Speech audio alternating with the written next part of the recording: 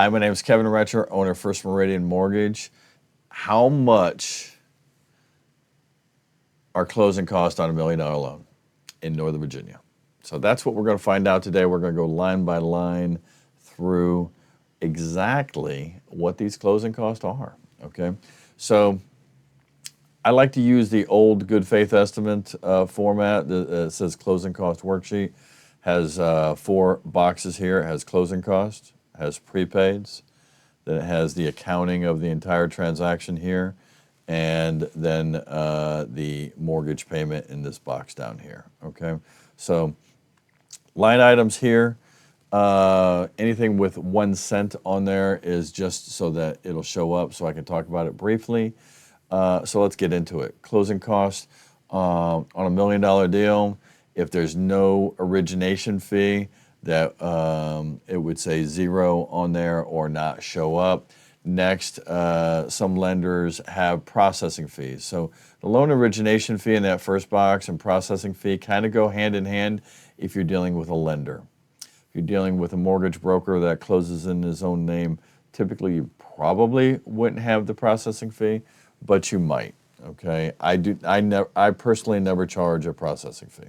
Okay, admin fee is same as underwriting fee. Some will call it an admin fee. That does go into APR. Most lenders have a $750 to $1,200 underwriting fee. Next, loan discount. Loan discount is actually if you're buying down your interest rate. So in this case, I did a 0-point loan, but I put 1 cent there just simply so that it would show up so I could talk about it. Appraisal fee, they average between $500 and probably $750, depending on size, location, and the lender and vendor that you use. My main lender, it is $540. Credit report fee, $150. Credit report fees range between $74 and $125. They are going up this year, so I'm now estimating the average is probably going to be between $110 and $150. Tax service and flood cert.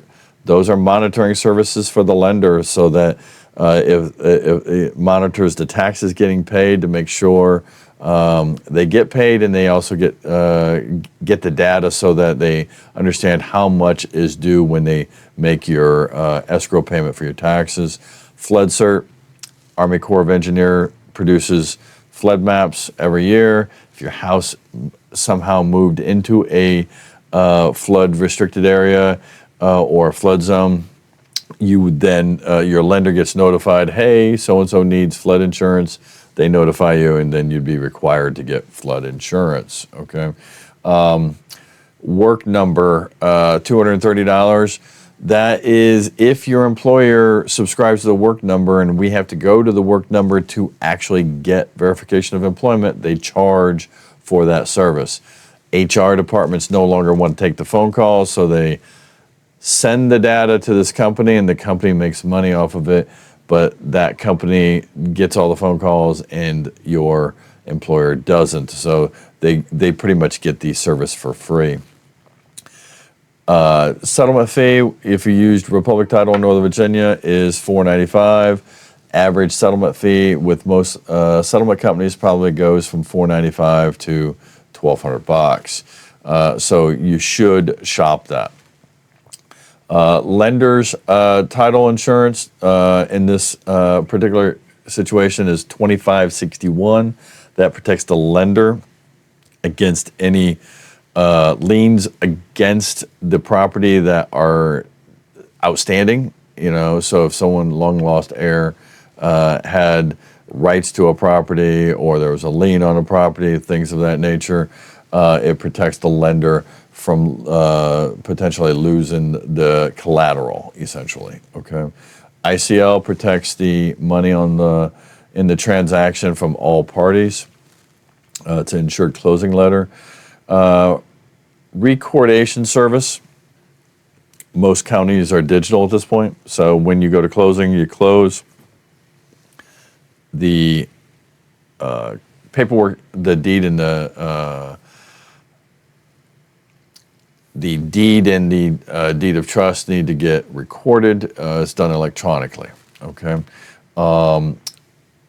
The recordation and recordation of the mortgage goes by pages, so they have a fee for that. It's roughly $75 for each of those.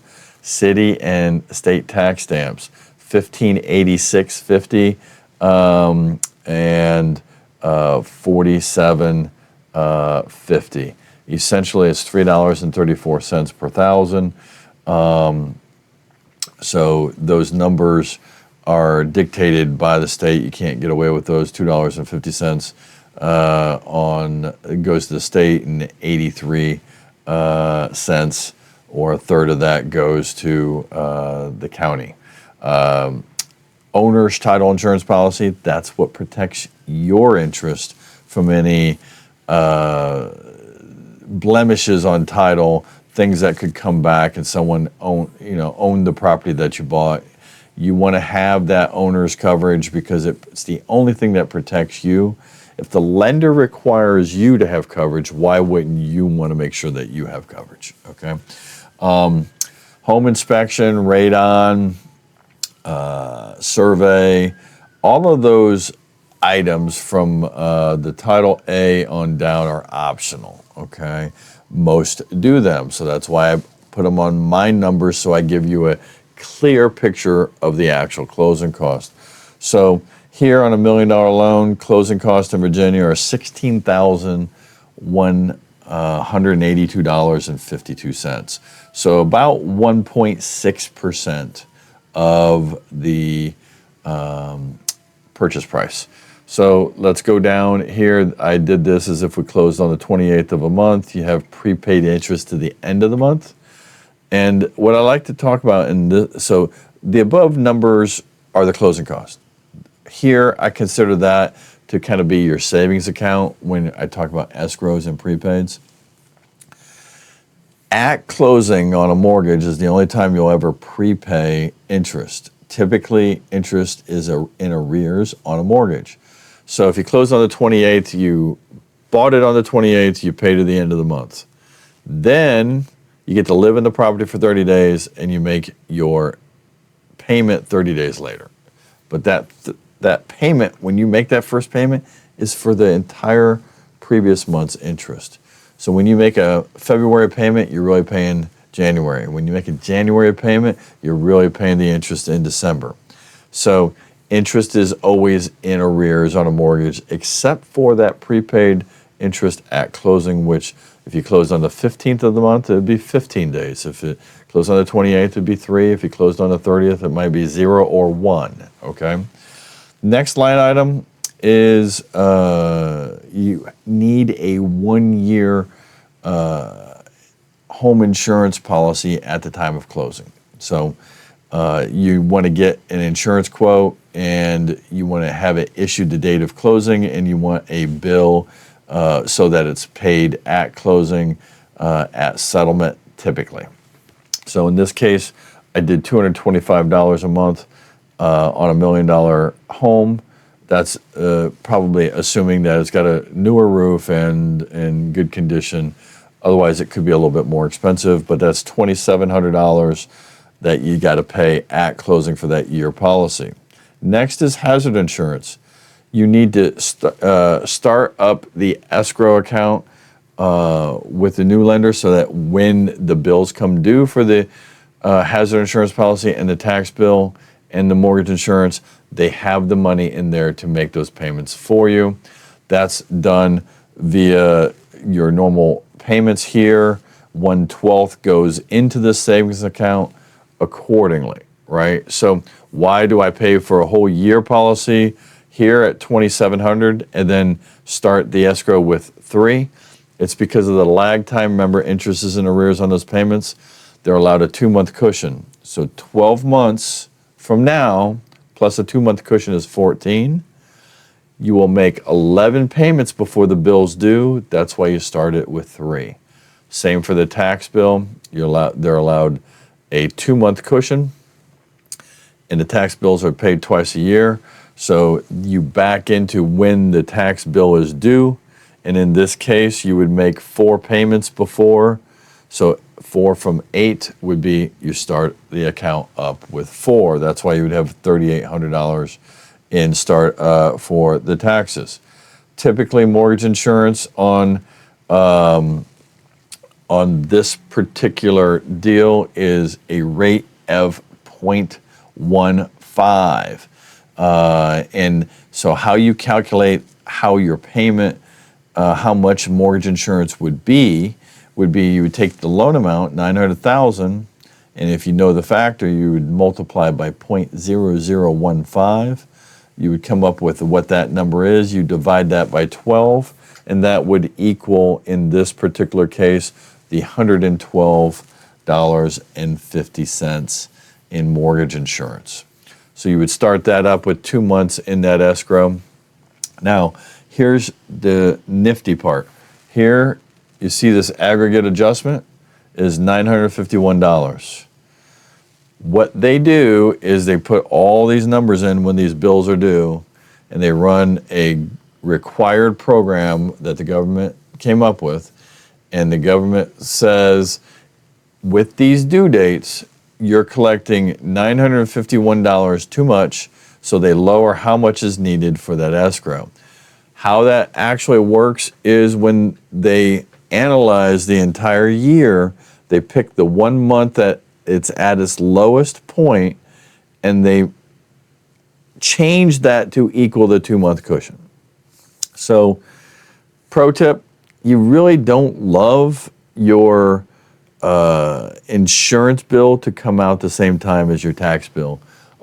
If that is the case, then you're going to have a little bit more money in your escrow account than if it was kind of in the middle, in between payments, okay?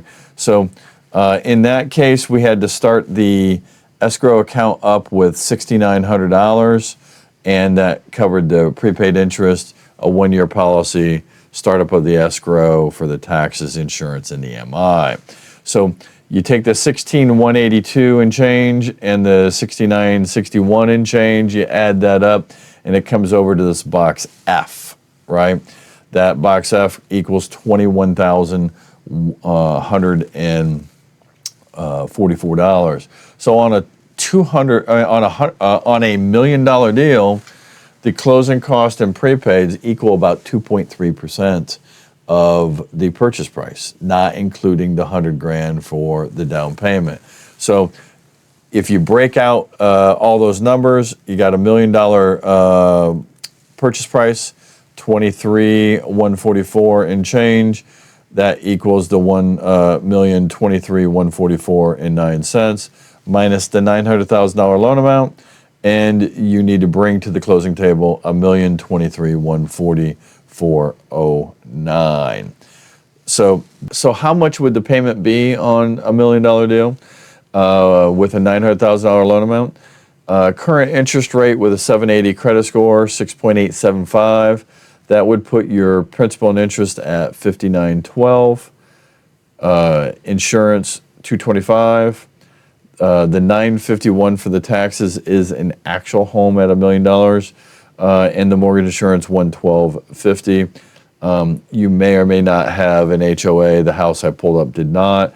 So in that particular case, $7,200.86 would be what the payment is. Now, this is an old style estimate. It's what I prefer to use, but let's look at a quick loan estimate, and this is what the lender would issue you for your numbers. It's pretty much the same numbers, but I don't love the format as much, and they actually round numbers on this, which I don't honestly love either, okay? So just walking you through this quickly because the numbers are the same. Purchase price here, address is going to be up here. 30-year fixed purchase. What you want to make sure is when you lock your loan with your loan officer that it says yes. Make sure that box is checked. Pro tip. And then the date of the lock expiration. Make sure that the date of lock expiration actually goes beyond your purchase date, or at least to the purchase date. Okay. Loan amount 900,000, 6.875. This format has that principal and interest here for that 5912.36. Then it brings down this escrow section and projected payments. Okay, so you have your mortgage insurance there in the middle for 113 for years 1 through 10. So essentially, it's saying somewhere in that 9th or 10th year, the mortgage insurance is going to drop off. Okay, so you're going to be at 78% or 80% loan to value, and it would drop. Okay, estimated escrow of 1176, so that would be the taxes and insurance added together, and it would be that 7201. As you can see, like I said, they round up when the payment was with 86 cents. They round up here. Okay. This section here will tell you whether or not anything else is added into those numbers. If you had an HOA or a condo, that box here for other would be checked. Okay. So as I said, I don't love this format as much. Estimated closing costs show up here, and then the cash to close at the bottom of this first page. But then you get into kind of the numbers that my format that I prefer kind of shows. It breaks down loan origination charges in box A. If you had any origination, any points, it would show up in box A. So when you're shopping lenders, okay, you're really only shopping box A and the interest rate, all right? All those rest of these items, us lenders really do not have any control over, okay? So the next one is services you cannot shop for. So lender's gonna order through an appraisal management company, the appraisal, flood cert, tax, work number. Those were all options that and fees for items that you had no control over. You can't shop them. They're just services that the lender is going to use on your behalf, and you really can't do anything about, okay? Here in box C is where those title fees can be, here in box C are the title fees. Those are services you can shop for. So pro tips here, right? So most lenders like myself are going to quote one settlement company where we know their fees, what they exactly are, okay? And so in a previous video there, I showed exactly how you could go shop 3 different title companies quickly and get what their quotes are. So if I recommend Republic Title in my box C, and if you use Republic Title, my fees have to be accurate within 10%. If you go to KVS Title or MBH, I don't have to be accurate on their fees because you didn't choose to use my vendor that I recommended. So most guys in our business are going to quote someone you're probably not going to use.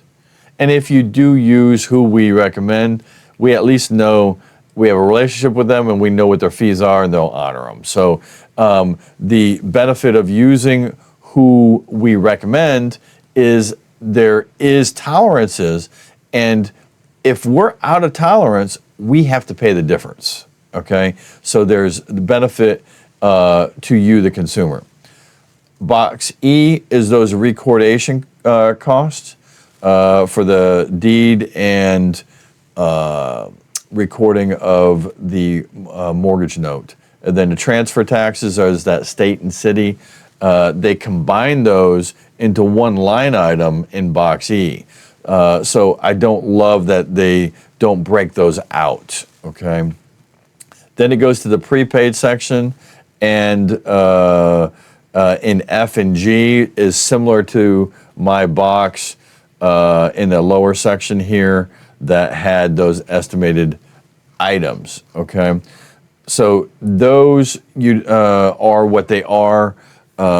Interest to get to the end of the month, an annual policy, and then startup of the escrow account. Box H are other items, your owner's title insurance, which is optional. It's all those optional fees, the home inspection, home warranty, pest, radon, if you had a well and septic, okay? All those would go into H. Those are services that you can shop for that there are no tolerance. Let me go back one step here. If your lender screws up in box E, that is a zero tolerance field. So in other words, if that got left off, hypothetically, the lender would actually have to pay those, right? So we're very diligent about making sure box E is either overstated or the most accurate that we can. It's another reason why we go get the use the calculators at the settlement companies, just to make sure that we have all of our bases covered. So here, and then box J, if you had any lender credits, any realtor credits, anything of that nature, all your credits would be in box J. All these items then get added up, and you have your down payment, and then it has the $124,096. Page 3 has loan officer information, lender information, has the APR. A lot of people ask what APR, what's the APR on a mortgage, and you can see in this particular situation, there are items that go into APR, such as your closing date, prepaid interest, points, things of that nature. The government used to make APR on an entire page. Now it's essentially one little line item. So it really is kind of irrelevant, but you monitor it to make sure that there's not a large gap. If there is, you're probably paying some points, right? They do have this new 5-year what you pay in interest, and then they have this total interest over the life of the loan that you would pay.